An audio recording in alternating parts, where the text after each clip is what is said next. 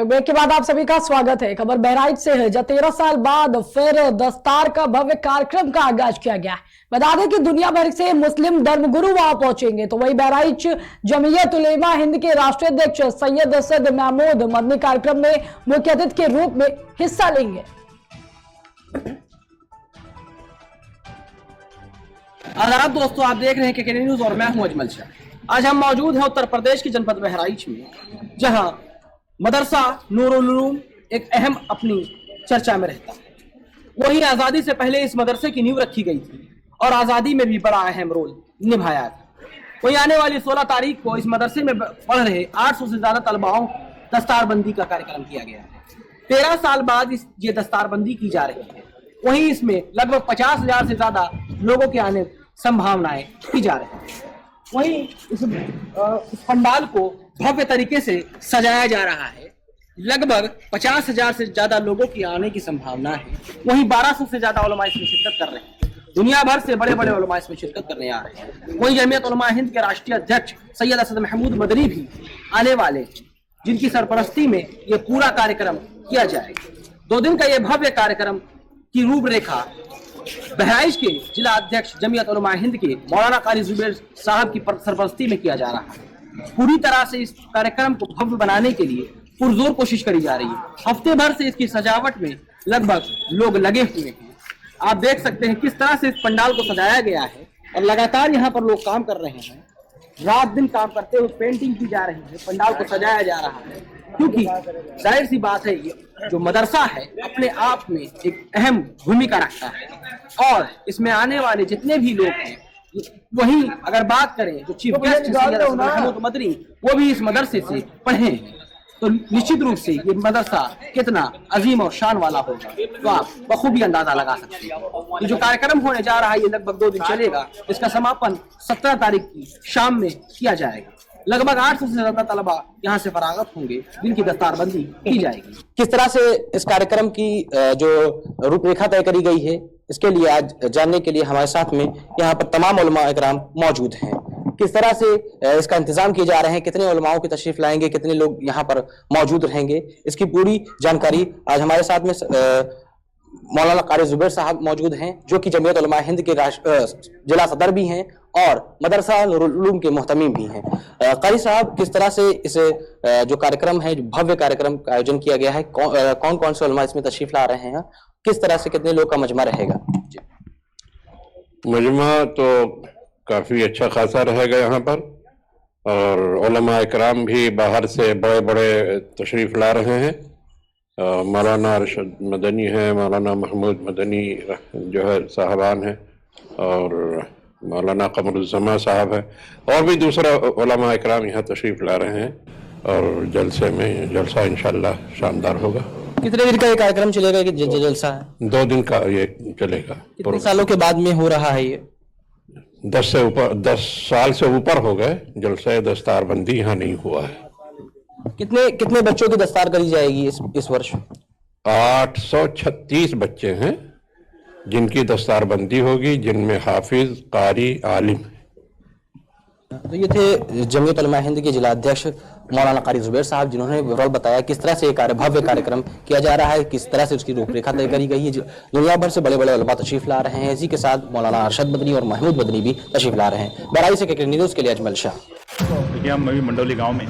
खबर कानपुर देहात से है। जरोरा थाना क्षेत्र के गांव मोड़ौली के झोपड़ी में आग लगने से मां बेटी दोनों ने मौके पर ही दम तोड़ दिया।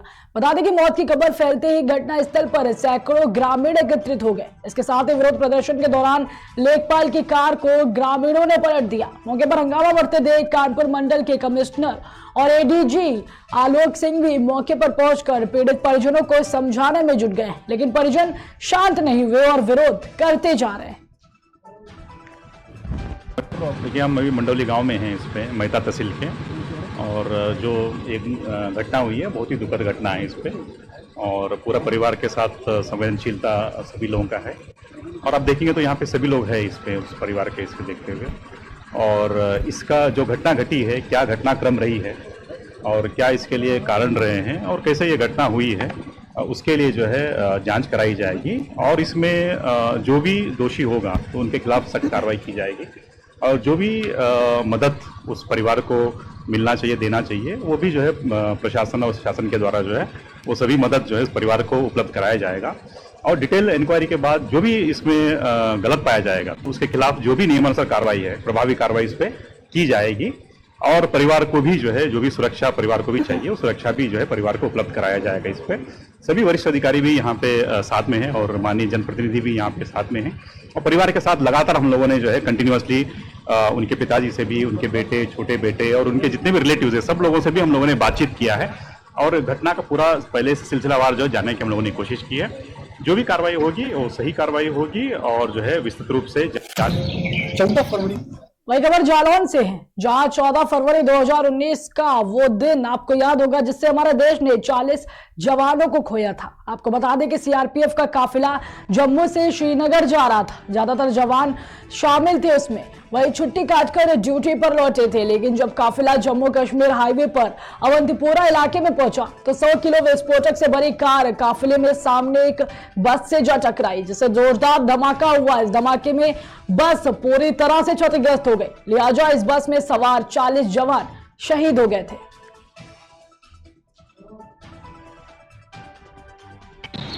चौदह फरवरी 2019 का वो दिन भारतीय सेना के इतिहास के लिए सबसे काला है, क्योंकि इस दिन हमने अपने 40 सीआरपीएफ के जवानों को खोया। दरअसल उस दिन 14 फरवरी 2019 गुरुवार को दोपहर में लगभग जो है 3 बजे के आसपास की घटना है, 3:15 के आसपास की घटना है, जब छुट्टी से ज्यादातर जवान हमारे जो है सीआरपीएफ के जवान थे, वो छुट्टी से उनका काफिला जो है जम्मू कश्मीर हाईवे पर जा रहा था।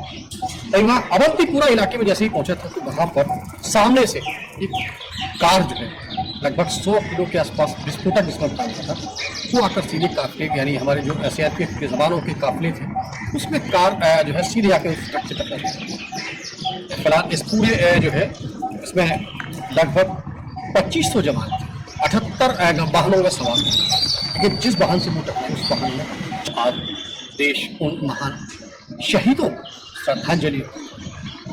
जनपद जालौन की अगर हम बात करें तो जनपद जालौन के जालौन नगर क्षेत्र में आज बच्चों ने एक श्रद्धांजलि यात्रा निकाली, उन जवानों को श्रद्धांजलि दी, अश्रुपूरित श्रद्धासुमन और नगर क्षेत्र जालौन के झंडा चौराहे पर उनको श्रद्धांजलि सैल्यूट करते हैं हम अपने चैनल के माध्यम से इन शहीद। देखिए मदरसा वही खबर महोबा से है, जब मदरसा मोहम्मद अरबिया में एक कार्यक्रम का आयोजन किया गया, जिसका शुभारंभ मुख्य अतिथि एवं अन्य अतिथिगणों के स्वागत के साथ हुआ। इस मौके पर प्रदेश के मदरसा शिक्षा समिति के प्रदेश सदस्य तनवीर रिजवी ने कहा कि इस्लाम के साथ शुरू मदरसा प्रणाली का नवीनीकरण जरूरी। वह कार्यक्रम में मौजूद एमएलसी जितेंद्र सिंह सेवर ने कहा कि भारतीय जनता पार्टी की केंद्र व प्रदेश सरकार सबका साथ, सबका विकास, सबका सहयोग के साथ काम कर रही है।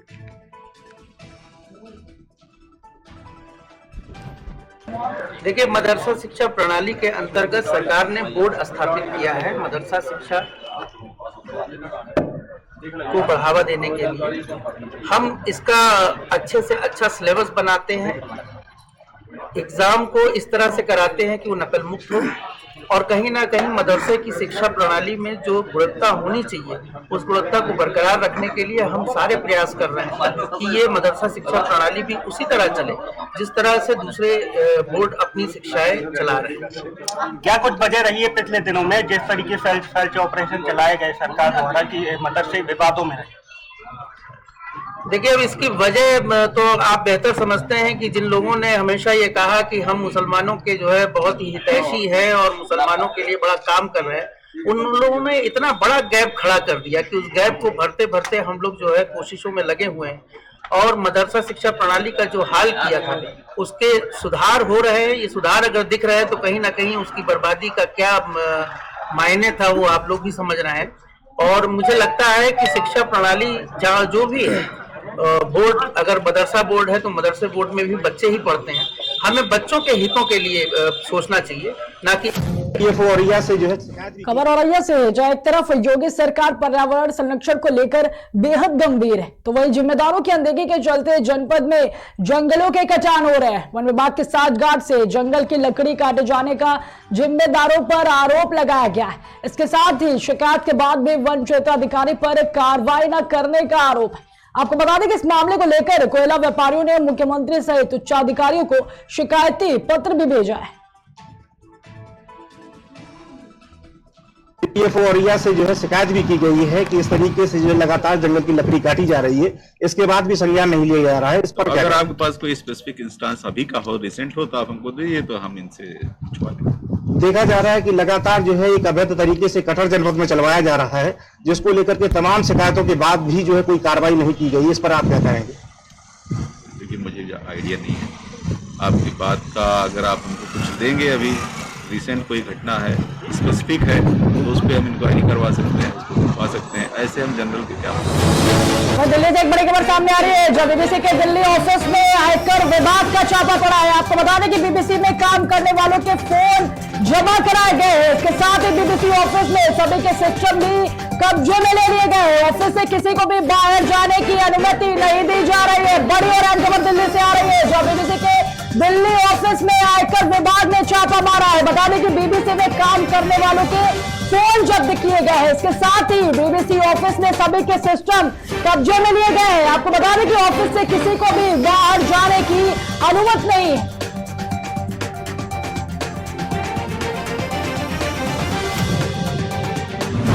वही खबर मथुरा से है, जब बोर्ड परीक्षाओं के लिए जिला प्रशासन एवं शिक्षा विभाग ने कमर कस के व्यापक तैयारियां कर ली। बता दें कि जिला विद्यालय निरीक्षक का कहना है कि बोर्ड परीक्षा शांतिपूर्ण व नकल विहीन कराने के लिए व्यापक व्यवस्थाएं की गई। इसके साथ ही मथुरा जनपद में कुल 81,000 छात्र छात्रा हाईस्कूल व इंटर की परीक्षा में शामिल होंगे। खबर मथुरा से है, गढ़ी मनसुख के पास गंगा नहर में अज्ञात महिला का शव पुल में फंसा हुआ मिला।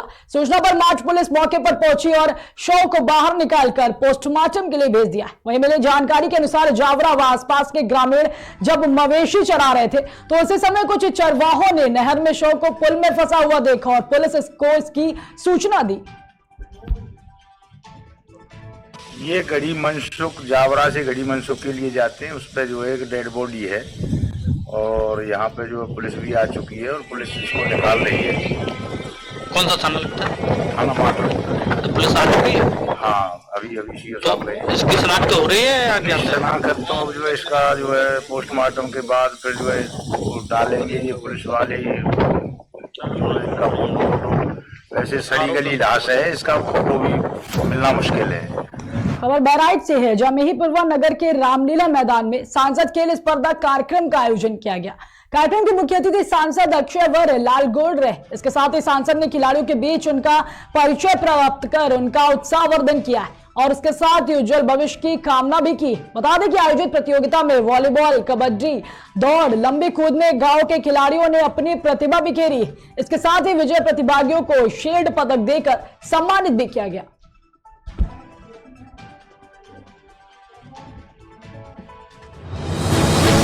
वही कानपुर देहात से एक बड़ी और अहम खबर सामने आ रही है, जहां कांग्रेस के जिला अध्यक्ष और पदाधिकारी मरौली गांव पहुंचे। बता दें कि पीड़ित परिवार से मुलाकात की है और साथ ही पूरी घटनाक्रम की जानकारी भी ली है। इसके साथ ही प्रशासन की कार्यशैली पर भी गंभीर सवाल उठाए जा रहे हैं। आपको बता दें कि गरीब परिवार पर प्रशासनिक कहर बरतने की बात कही गई है। बड़ी और अहम खबर आ रही है कानपुर देहात से, जहां कांग्रेस के जिला अध्यक्ष और पदाधिकारी रूड़ा के मरौली गांव पहुंचे, जहां पर पहुंचकर उन्होंने पीड़ित परिवार से मुलाकात की है। इसके साथ ही उन्होंने पूरी घटनाक्रम का जायजा भी लिया। बता दें कि प्रशासन की कार्यशैली पर गंभीर सवाल उठाए जा रहे हैं। इसके साथ ही गंभीर परिवार पर प्रशासनिक कहर बरतने की बात कही गई है।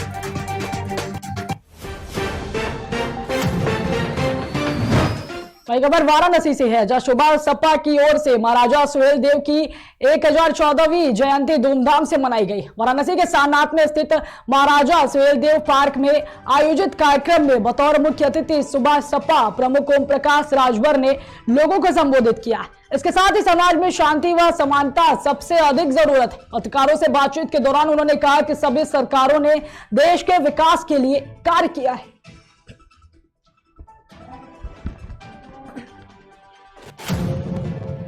खबर आजमगढ़ से है, जहां असलहा दिखाकर बदमाशों ने युवक से मोटरसाइकिल और मोबाइल फोन लूट लिए। बता दें कि घटना को अंजाम देकर बदमाश मौके से फरार हो गए। इसके साथ ही पीड़ित युवक ने थाने में शिकायत पत्र देकर कार्रवाई की मांग की। मामला मेहनाजपुर थाना क्षेत्र का बताया जा रहा है।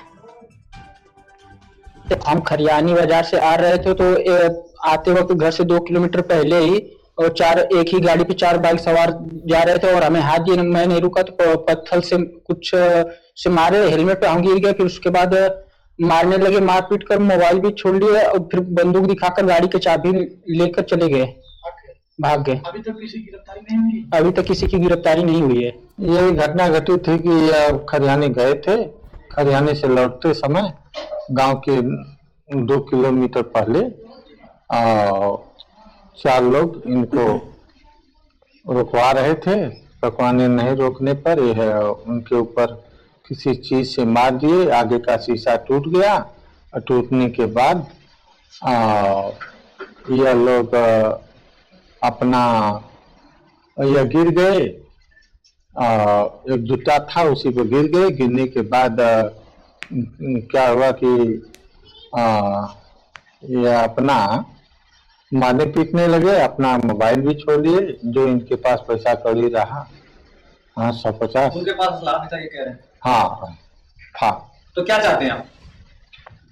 अरे हमें न्याय चाहिए, और क्या चाहिए। हम खरियानी बाजार से आ रहे थे।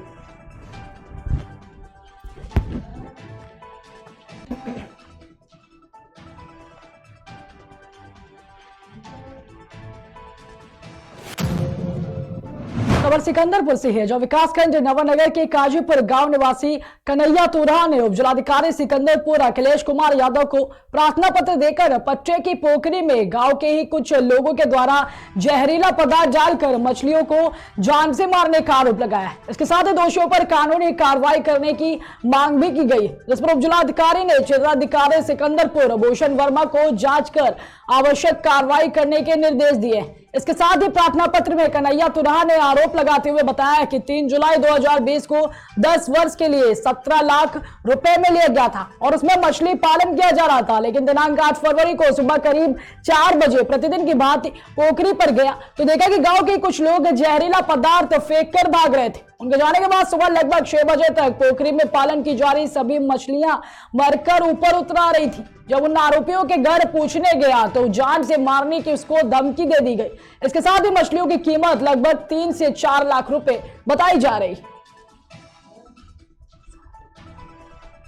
कन्हैया नाम तुरहा काजीपुर हम रहे आदमी काजीपुर कन्हैया तुरहा हमारा नाम है और 10 पैसा पटा ले गढ़े काजीपुर की 17 लाख पर और हमार उदल को भाई बड़ा जहर डाल के हमारे मछली 2-4 लाख के हमारे संपत्ति में 3-4 लाख के मैंने संपत्ति हमारे खत्म कर दिल बड़ा मछली सब तरा गए। और बाद हम गई दरखास्त दिली थाना पर तो बोलाहट भैल अल तो पूछ भैल तो बतौल रुदल कि हाँ 1-2 आदमी बात फलाना ठाई किनाइल। फिर दूसरा सिपाही अल तो कह तरी वहाँ कि ना तू देखले बड़ो तो हम कहली कहे भाई देखले नहीं की तो हमें उचित कार्रवाई होकर के चाहिए। तो 2 दिन से बैठावल जरा 2 दिन से कार्रवाई कौन हो नहीं पावत। तो आज हम गली है इस दिन की है आज के दिन में तो वहाँ कहलिए कि एकदम कार्रवाई उचित हुई लिख होकर दिल्ली होगा तो थाना पर ले जाकर हम अपन दिल्ली है। आज तो ऐसा सब क्या करा ऐसा सब कहता कि हाँ कार्रवाई होगा आज निकाल एकदम उचित हो जाए। फिलहाल की खबरों में इतना ही, रुकते एक छोटे से ब्रेक के लिए।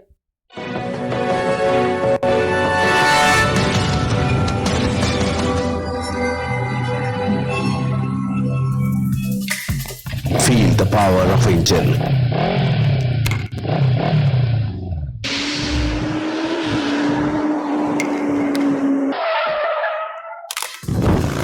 Baco lubricant ready.